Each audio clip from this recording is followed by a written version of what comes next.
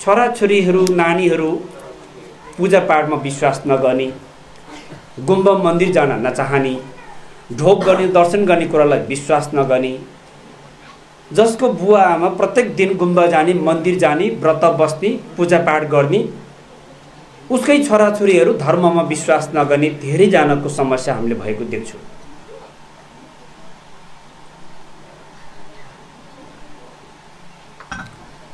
धर्म बुझेर मान्नु, नबुझिकन अन्ध भक्तको रूपमा मान्नुमा धेरै फरक पर्न जान्छ। त्यसकारण भगवान बुद्धले मैले जति पनि ज्ञान उपदेशको कुराहरू यहाँलाई सुनाए, यो कुरा नै सर्वे सर्व, यो कुरा नै सत्य हो भनेर आँखा चिम्लेर विश्वास नगरिहाल्नुहोस् है भनेर भगवान बुद्ध भन्नुहुन्छ। तपाईँले विचार गर्नुहोस्, यदि तपाईँलाई ठिक लाग्छ भने बल्ल तपाईँले यसको चाहिँ व्यवहारमा लागू गर्नुहोस्। यदि तपाईँलाई ठिक लाग्दैन भने फेरि पनि विचार गर्नुहोस् भनेर बुद्धले पटक पटक सम्झाउनु भएको छ। त एकजना आमाको एकजना छोरी धर्ममा विश्वास नगर्ने, पूजापाठमा विश्वास नगर्ने, आमा बिहान उठेर सधैँ मन्दिर जाने, छोरी धर्ममा विश्वास नगर्ने, एक्लै छोरी। मेरो छोरीले मैले जस्तै पूजापाठ गरे हुन्थ्यो, मैले जस्तो संस्कार अपनाए हुन्थ्यो। आमाको यति ठुलो इच्छा, गुम्बा मन्दिरमा जान्छ, पूजापाठ जति गर्छ आफ्नो छोरीको उज्जवल भविष्यको लागि कामना गर्ने। र छोरीको मनमा के लाग्थ्यो भने ऊ प्राविधिक ज्ञान भएको, आधुनिक शिक्षा हासिल गरेको, मेरो आमाले जे गरिरहेको छु आफ्नो आत्मसन्तुष्टिको लागि अन्धो भक्त भएर पूजा गरिराख्नु भएको छ भनेर आमाले गरेको पूजापाठमा विरोध नगर्ने, तर आमाको पछि पूजापाठ गरेर कहिले पनि नहिँड्ने। त आमाले आफ्नो छोरीलाई आफू जस्तै पूजापाठ गरेर हिँड्नु भन्ने इच्छा, छोरीले आमालाई बेकारमा समय बर्बाद गरेर गुम्बा मन्दिरमा धाउनुभन्दा आफ्नो स्वास्थ्य, आफ्नो दैनिक जीवनशैली, आधुनिक पद्धति अनुसार चाहिँ जीवन चाहिँ यापन गरेमा मेरो आमा कति राम्रो हुने थियो। आमाले छोरीलाई सम्झाउने, छोरीले आमालाई सम्झाए, दुईजनाको सिद्धान्तमा मेल खाएन। एक दिन आमाले छोरीलाई सम्झायो, मसँगै मन्दिर जाऊँ भन्दा कति पनि छोरीले मानेन। एक दिन छोरीले फेरि आमालाई परीक्षा लिने विचार गरेछ। आज म पनि हजुरको साथमा मन्दिर जान्छु भनेर बिहान सबेरै उठेर नुहाई धुलाई गरेर आमाको साथमा मन्दिर जानलाई तयार भयो। आमा कति खुसी, आजसम्म मैले व्रत बसेको, पूजापाठ गरेको सबै पुण्यको फल आज नै प्राप्त भएको जस्तो अनुभूति आमालाई हुन्छ। मेरो छोरी आज भगवानको आशीर्वाद मलाई प्राप्त भयो। आमा बिहानै उठेर आफ्नो छोरीको लागि पनि प्रसाद, धूप, बत्ती, छोरीको लागि छुट्टै पोको, आफ्नो लागि छुट्टै पोको, आफ्नो छोरीलाई साथमा लिएर भगवान शिवजीको मन्दिरमा दर्शन गर्न बिहानै चाहिँ घरबाट निस्किन्छ।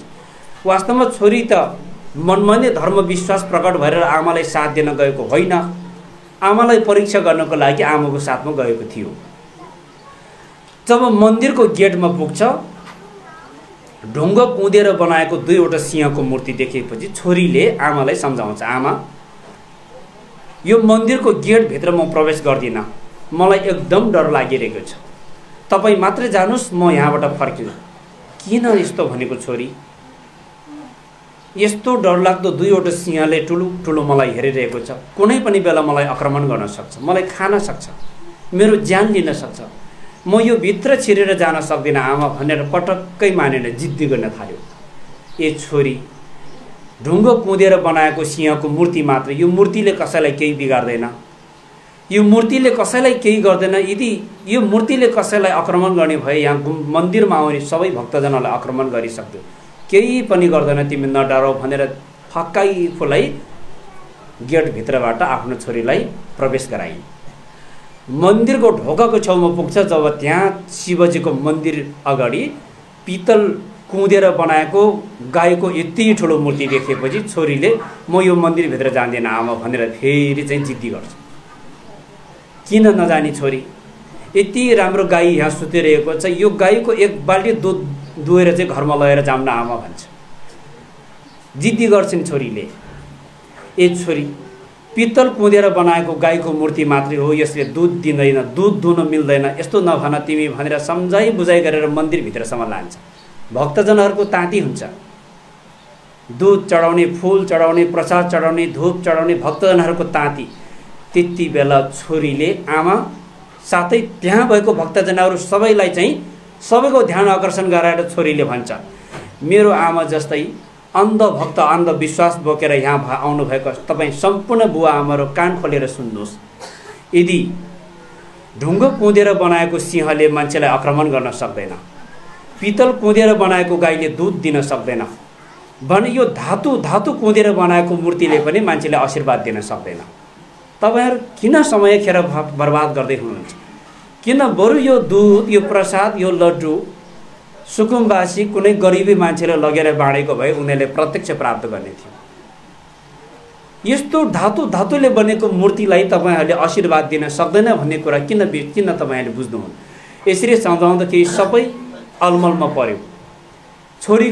छोरीले भनेको कुरा आमाको मनमा एकदम ठुलो चोट लाग्यो।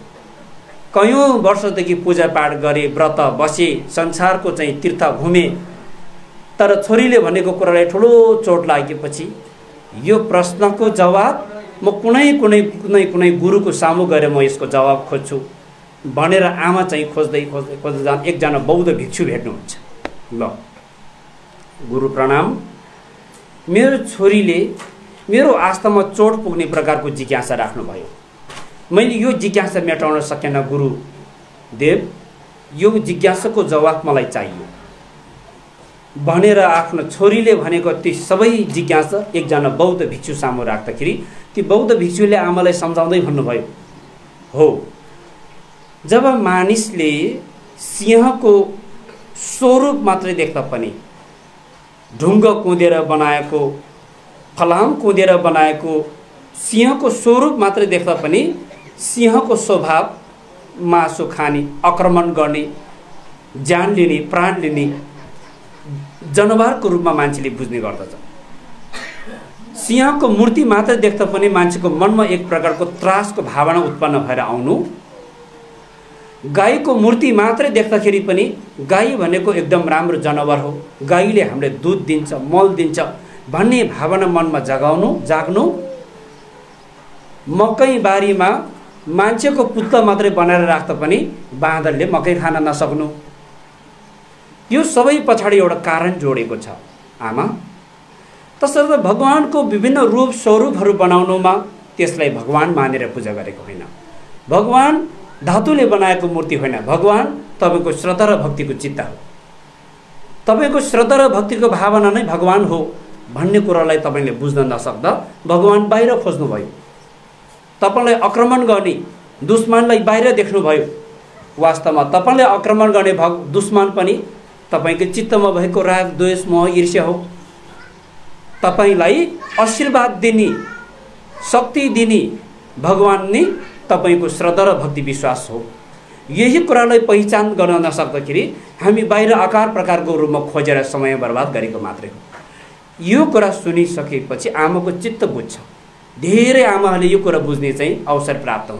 त्यसकारण यो आध्यात्मिक विषय एकपटक सुनेर मनमा छर्लङ्गै थाहा पाउने अवस्था चाहिँ हुँदैन है।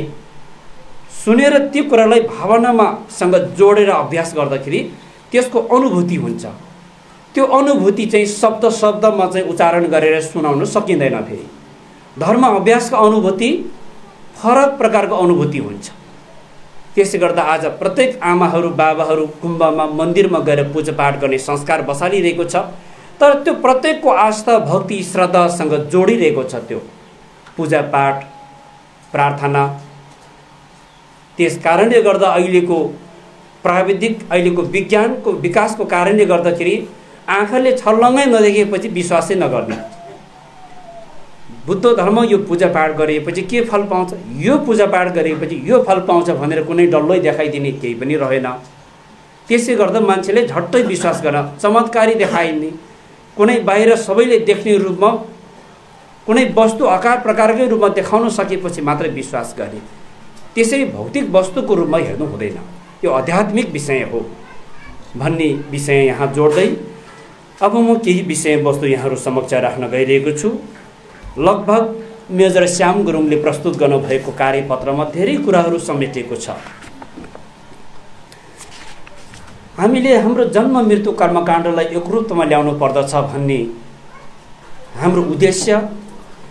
यो उद्देश्य सफल बनाउनको लागि धर्मगुरु र बुद्धिजीवी यजमानहरूको बीचमा समय समयमा अन्तर्क्रिया कार्यक्रमहरू हुनु नितान्त आवश्यक छ र यो लामा बौद्ध विधि अनुसार गरिने कर्मकाण्ड पद्धतिहरू जुनसुकै ठाउँमा जाँदा पनि यो संस्कारको प्रभावले गर्दाखेरि अमेल प्रकारको अवस्थाहरू सिर्जना भइरहेको छ। यो किन भयो त भन्दाखेरि वास्तवमा धर्मको विधि पद्धतिलाई प्राथमिकतामा राखेर कर्मकाण्ड गर्ने या मौलिक संस्कारलाई प्राथमिकतामा राखेर कर्मकाण्ड गर्ने यो दुईवटा विषय हो। मौलिक संस्कारको विषयलाई प्राथमिकतामा राखेर कर्मकाण्ड गर्दा धर्म र दर्शन ओझेलमा पर्ने, धर्म र दर्शनलाई प्राथमिकतामा राखेर कर्मकाण्ड गर्दा मौलिक संस्कार ओझेलमा पर्ने, यो दुईवटै विषयलाई धर्मग्रन्थको विषयलाई प्राथमिकतामा राखेर कर्मकाण्ड गर्नु नै दीर्घकालीन हुने, यो वैज्ञानिक र विश्वमा सबैले सर्वमान्य धर्म दर्शनलाई प्राथमिकतामा राखेर कर्मकाण्ड गरेमा यो नै दीर्घकालीन हुन सकिने र संस्कार र परम्परा र मौलिक रीतिरीति ठाउँ परिवेश परिस्थिति अनुसार एउटै समुदायमा पनि फरक प्रकारको संस्कारहरू हुनु स्वाभाविक हो। त्यसकारण यो कार्यपत्रभित्र लगभग हाम्रो धेरै व्यथाहरू समेटिसकेको मैले महसुस गरेँ। विशेष गरी हाम्रो मृत्यु संस्कार किन एकरूप हुन सकेन, यसलाई बुझाउनको लागि हामीले जन्म संस्कारबाट सुरु गर्नुपर्ने हुन्छ। यहाँ अघि मेजर श्यामले प्रस्तुत गर्नुभएको कार्यपत्रमा जन्मकुण्डली बनाउने सन्दर्भमा पूर्वेली समाजमा बच्चाहरूको जन्मकुण्डली बनाइने प्रचलन प्राय छ। जति बनाइन्छ ती सबै बाहुनद्वारा नै बनाइन्छ। यस सम्बन्धमा के कसो गरे उचित होला हो, यही विषयबाट मेरो आजको विषय सुरु हुन्छ।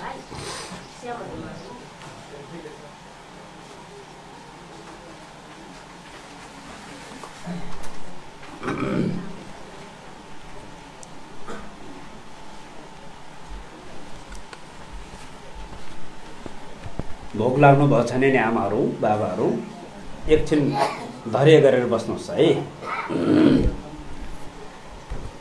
जन्मकुण्डली बनाउने हिन्दू ज्योतिष पद्धति अनुसारको जन्मकुण्डली बनाउने, सम्पूर्ण पूजापाठ विधि बौद्ध धर्मअनुसार लामा पढाउने हो।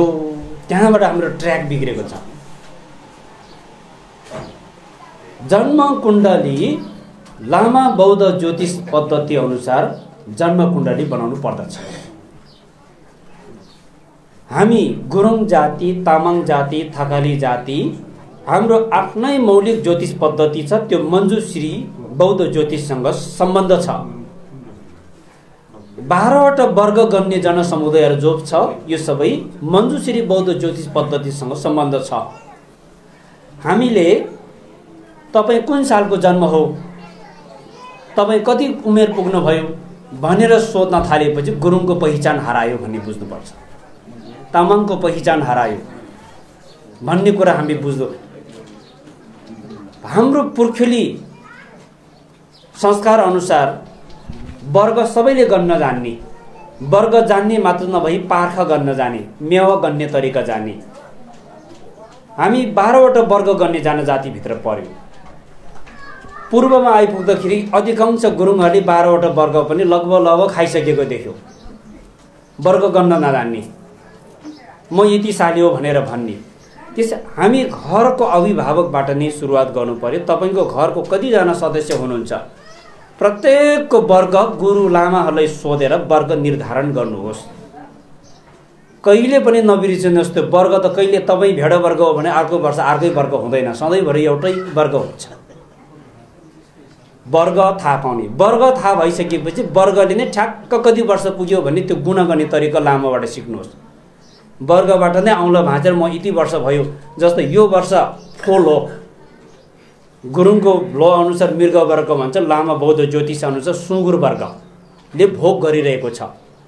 यो वर्षभरि जन्मेको छोराछोरी सबै मृगवर्ग नै हुन जान्छ, सुँगुर वर्ग नै हुन जान्छ भनेपछि यसरी चाहिँ आफ्नो वर्ग निर्धारण गर्ने। अनि यो मृगवर्ग फोल हो भनेपछि या 13 वर्ष पुग्छ या 25 वर्ष या 37 वर्ष या 49 वर्ष या 61 वर्ष या 73 वर्ष या 85 वर्ष या 97 वर्ष हुन्छ। त्यो फर्मुला गन्ने फर्मुला एउटा मनमा राखिसकेपछि तपाईँ के वर्ग हो भनेर म मुसा वर्ग हो भनेपछि यो वर्ष कुन वर्ग चलिरहेको छ मुसाबाट ठ्याक्क गन्दै त्यहाँ जोडेपछि त्यहाँबाट प्लस गर्दै जाँदाखेरि तपाईँको वर्ष ठ्याक्कै निस्किन्छ। यो सबैले जान्नु, यो सबैलाई सिकाउनु आवश्यक छ। जब हाम्रो नानी जन्मिन्छ जन्मकुण्डली लामा बौद्ध ज्योतिष पद्धति अनुसार केची बनाउनु पर्छ। अब उपरान्त हामीले जन्म अवस्थाको जन्मकुण्डली बौद्ध ज्योतिष पद्धति अनुसार बनाउने संस्कार बसिसक्यो भने बल्ल मृत्यु संस्कारसम्मको सम्पूर्ण कर्मकाण्ड पद्धतिहरू बौद्ध विधि अनुसार नै जान सकिन्छ। हामी एउटै संस्कारमा एकरूपता आउनु नआउनु ज्योतिष शास्त्रको ठुलो प्रभाव परेको देखिन्छ। दुई प्रकारको ज्योतिष पद्धतिहरू प्रयोग गरे तापनि 70-80% हिन्दू ज्योतिष पद्धतिकै प्रभाव परेको देखिन्छ गुरुङ समुदायमा। आफ्नो मौलिक बौद्ध मञ्जुश्री ज्योतिष पद्धति एकदमै ओझेलमा परिरहेको छ। सबै यजमानहरूले हिन्दू पञ्चाङ्ग पात्र ज्योतिषको प्रभाव परेको हुँदा अधिकांश लामाहरूले पनि ग्रह दशा हेराउँदा हिन्दू ज्योतिष पात्र नै पल्टाउने गरेको देखिन्छ। हिन्दू ज्योतिष पात्र अनुसार जन्मकुण्डली बनाइसकेपछि उसको जीवनभरि कति वर्षको शुभ साहित कुन वर्षमा ग्रह नराम्रो ग्रहहरू गतिहरू लिन्छ ती सम्पूर्ण ग्रहहरूको स्वस्ति शान्तिको उपाय पनि हिन्दू पूजा विधि अनुसार नै जोडेको हुन्छ, फेरि प्रभाव पारिरहेको हुन्छ। त्यस कारणले गर्दाखेरि त मैले भन्दै गर्छु गुम्बा कार्य समितिमा आबद्ध भएर प्रत्येक आज 73-74 वटा गुम्बा गुरुङले मात्रै बनाएको छ नेपालमा।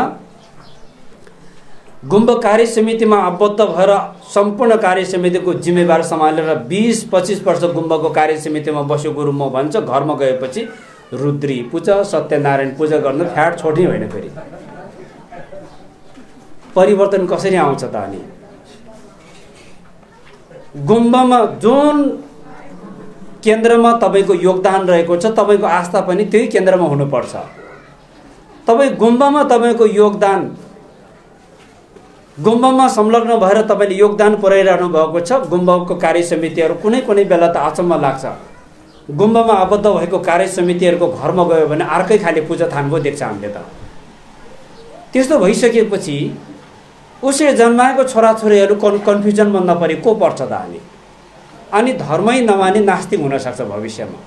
होइन भनेको मम्मी ड्याडी हामी हिन्दुजम हो कि बुद्धिज्म हो भनेर क्वेसन गरिहाल्यो भने जटिल विषय छ है, विचार गर्नुहोस् के जवाब दिनुहुन्छ तपाईँले। त्यसै गर्दा तपाईँ प्रष्ट हुन आवश्यक छ। तपाईँ एउटा धर्म दर्शनको ट्र्याक सम्हाल्नु आवश्यक छ।